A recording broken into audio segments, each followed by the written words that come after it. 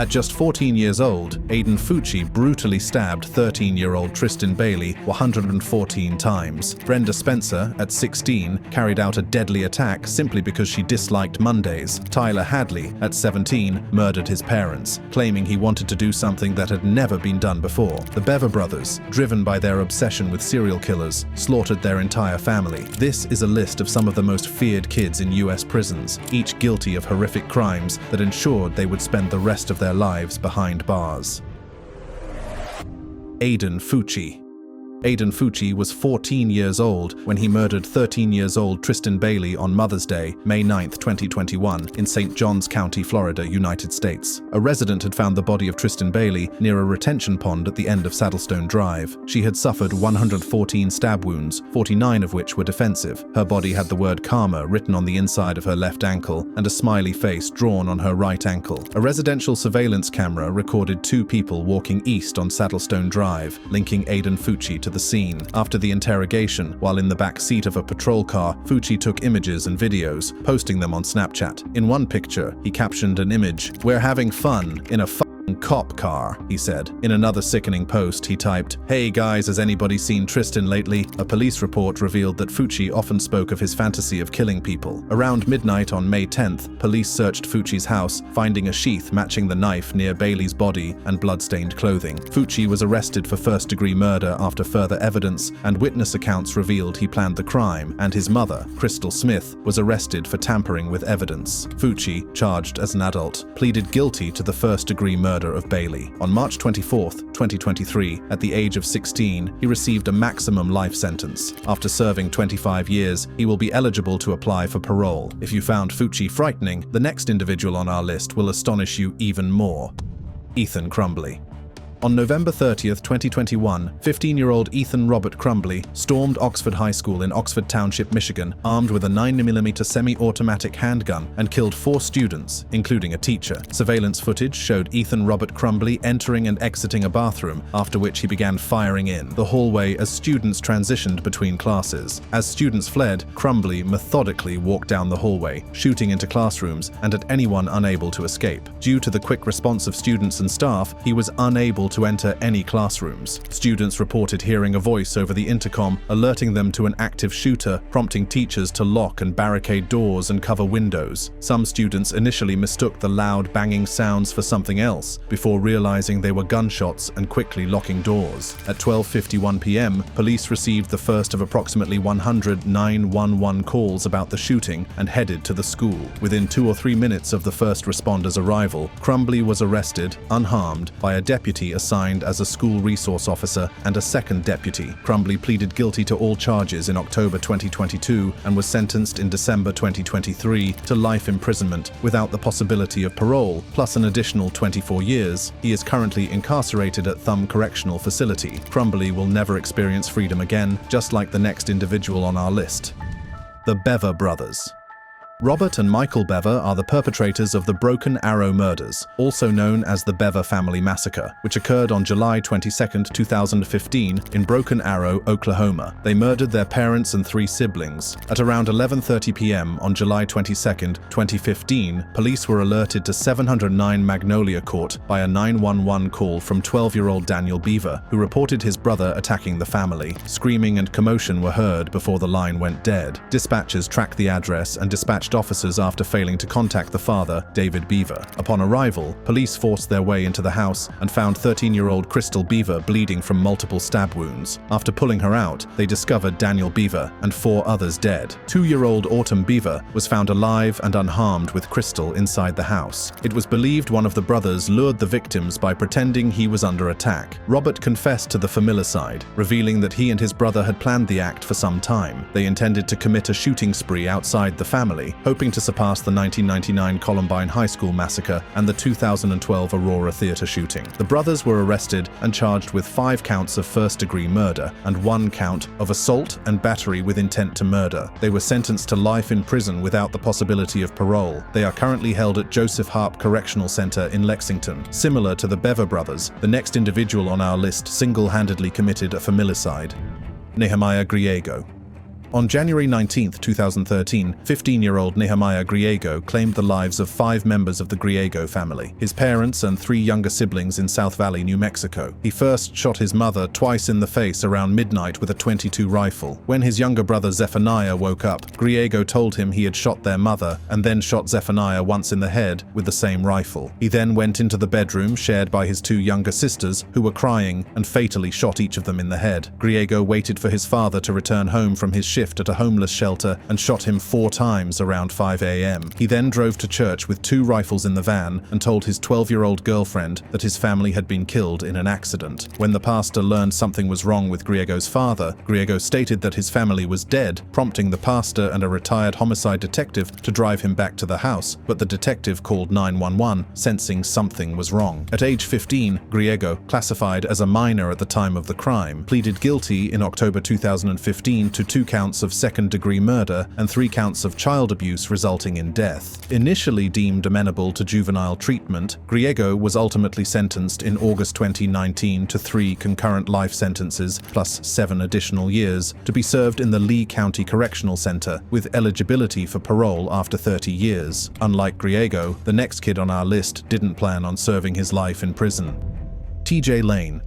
17-year-old Thomas Michael T.J. Lane was the gunman of the February 27, 2012 Chardon High School in Ohio, where 6 students were shot, leading to the deaths of 3 and the hospitalization of several others. On the morning of February 27, 2012, many students gathered in the Chardon High School cafeteria before classes. At approximately 7:30 a.m., T.J. Lane opened fire, shooting 4 male students at one table and wounding another. Fleeing the school, he shot a female student and was chased out by a teacher and a football coach. Lane was soon arrested by police near his car. 5 students were hospitalized, with 3 dying from their injuries within 2 days. Lane was charged with multiple counts of aggravated murder and attempted murder and was later found competent to stand trial. In May 2012, it was decided he would be tried as an adult. In October 2015, Lane pleaded guilty and received 3 consecutive life sentences without parole. On September 11, 2014, Lane, along with 2 older inmates, escaped from Allen Correctional Institution in Lima, Ohio. He was recaptured the next day and subsequently transferred to a maximum security facility. The escape highlighted security concerns and brought further attention to the tragic case, leaving a lasting impact on the victims' families and the community. If you thought Lane was brazen, the next kid will have you on your toes for her actions. Roxana Sikorsky.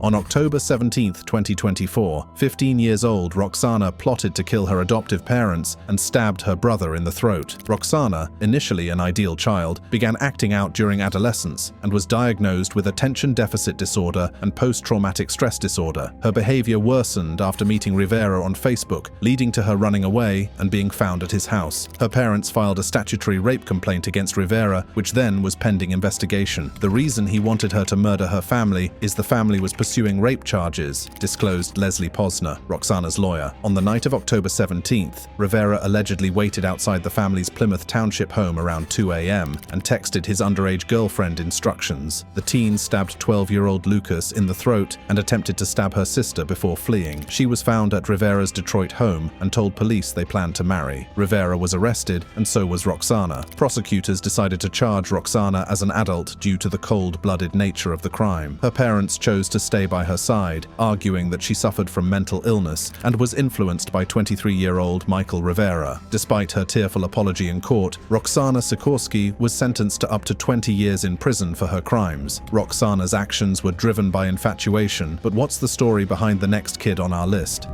Alyssa Bustamante. Elizabeth Alton, a 9-year-old girl, was tragically murdered by her 15-year-old neighbor, Alyssa Bustamante, in St. Martins, Missouri, on October 21, 2009. The murder appeared to be driven by Bustamante's fascination with violence and a desire to experience what it felt like to take someone's life. On the day of the murder, lured Alton into a nearby woods. Once there, she carried out the brutal attack, then buried Alton's body in a grave she had pre-dug 5 days earlier. She covered the grave with leaves to conceal it. Alyssa had a troubled upbringing, with with her grandparents gaining custody of her and her siblings in 2002 due to her mother's addiction and her father's imprisonment. By 2007, friends noticed concerning changes in her behavior, including a suicide attempt and disturbing social media content. After the murder, Bustamante wrote in her journal about the event, though she later tried to erase it. "I just killed someone. I strangled them and slit their throat and stabbed them, now they're dead. I don't know how to feel at them. It was amazing. As soon as you get over the 'oh my god, I can't do this' feeling, it's pretty enjoyable. I'm kinda nervous and shaky though right now. Okay, I gotta go to church now. LOL. She was later indicted, pleaded guilty to second-degree murder and armed criminal action, and received a life sentence. The next kid on our list shares a similar fate with Alyssa. Tyler Hadley.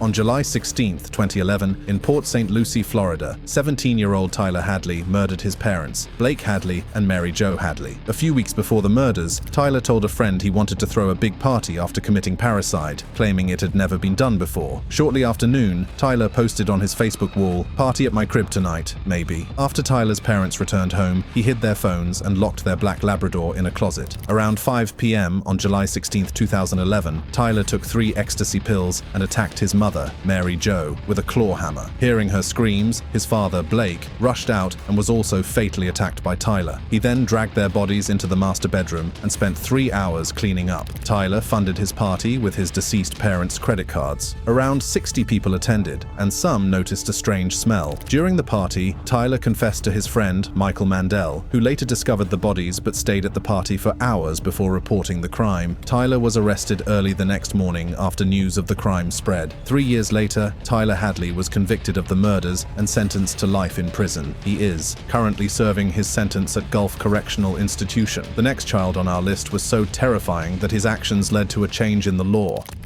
Willie Bosket.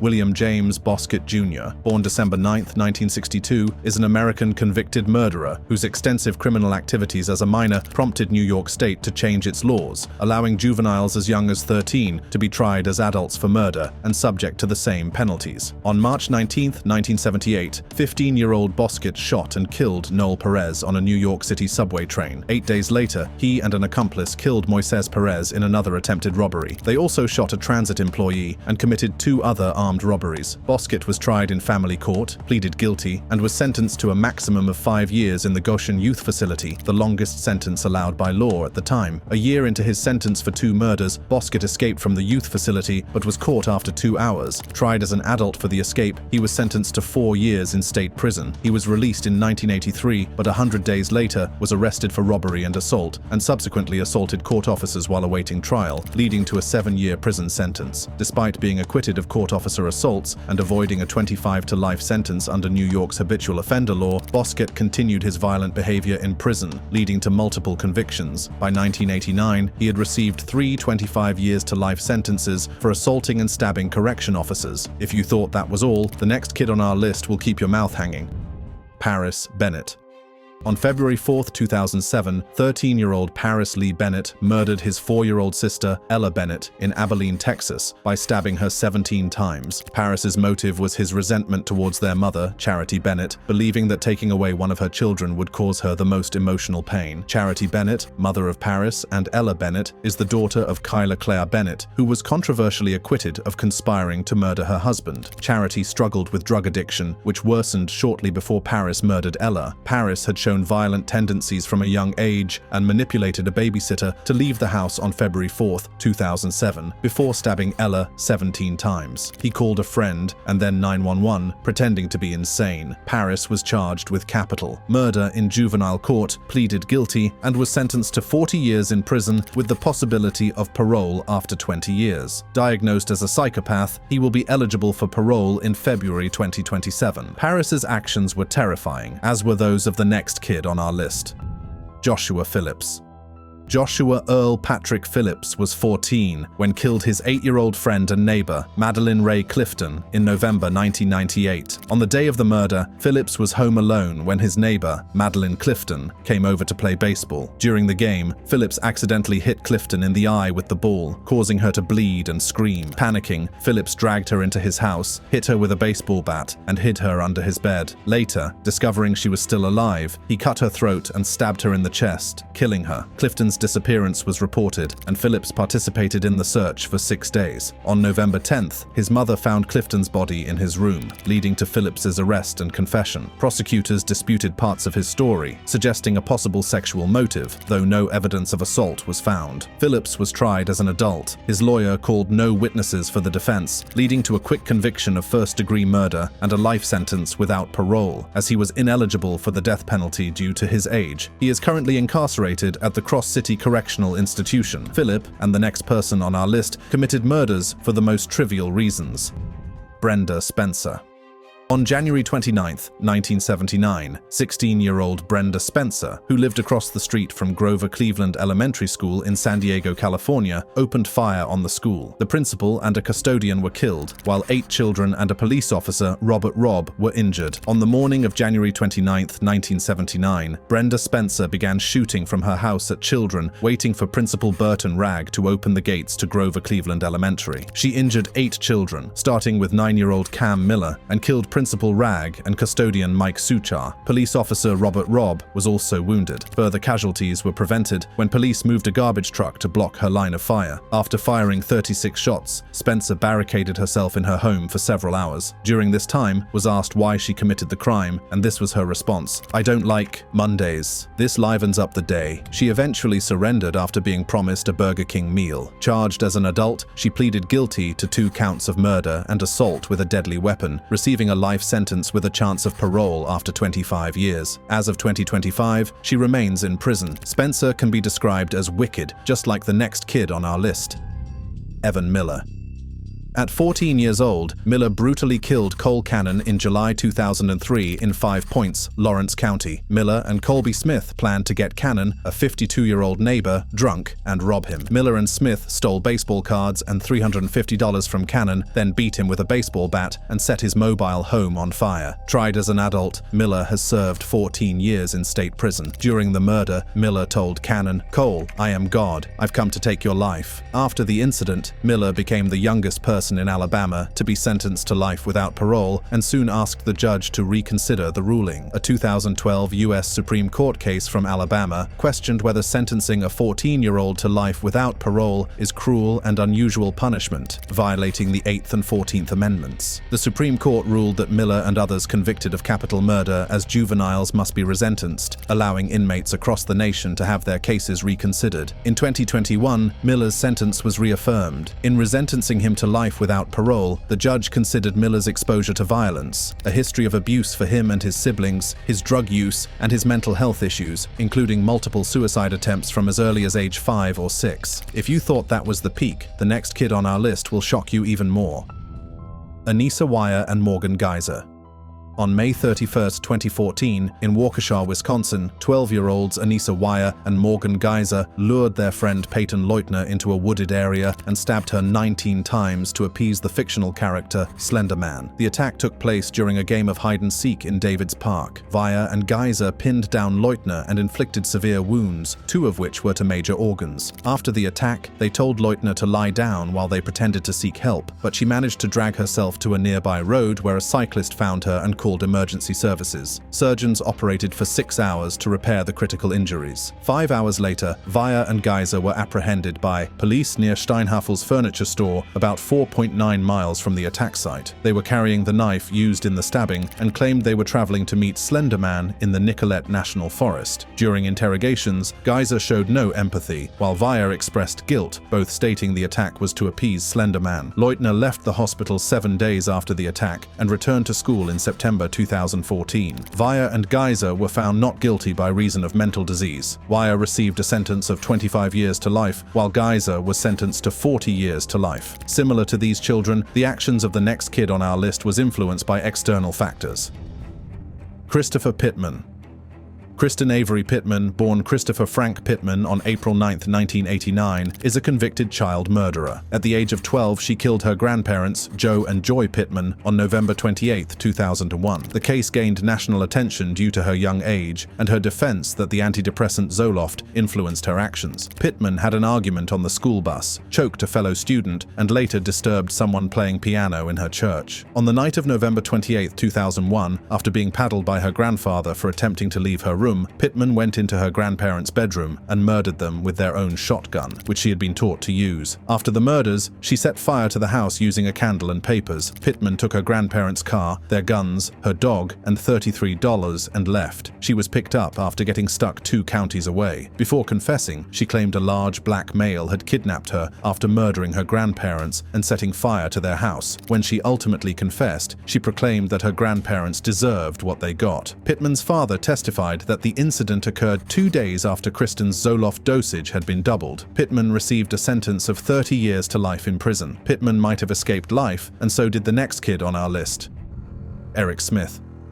Eric M. Smith is an American murderer who, at the age of 13, sexually abused and murdered 4-year-old Derek Joseph Roby in Steuben County, New York. On August 2, 1993, 13-year-old Eric Smith was riding his bike to summer camp when he saw 4-year-old Derek Roby walking alone to the same camp. Smith lured Roby into a wooded area, strangled him until he passed out, dropped a large rock on his head, and sodomized him with a small stick. He then poured Kool-Aid from Roby's lunchbox into his open wounds. Roby's cause of death was determined to be blunt trauma to the head with contributing asphyxia. His body was found 4 hours after his mother reported him missing. On August 8, 1993, Smith confessed to his mother, who informed law enforcement. The case made national headlines due to the ages of the killer and victim. Smith was tried as an adult, becoming the youngest murder defendant tried as an adult in New York State history. Extensive medical testing found no explanation for his violent behavior. Smith, often bullied for his appearance, was diagnosed with intermittent explosive disorder by a defense psychiatrist, though the prosecution's expert diagnosed him with attention deficit hyperactivity disorder. On August 16, 1994, Smith was convicted of second-degree murder. On November 7, 1994, he received the maximum sentence available for juvenile murderers at the time, a minimum of 9 years to life in prison. In contrast to Smith, the next child on our list will leave you absolutely astounded.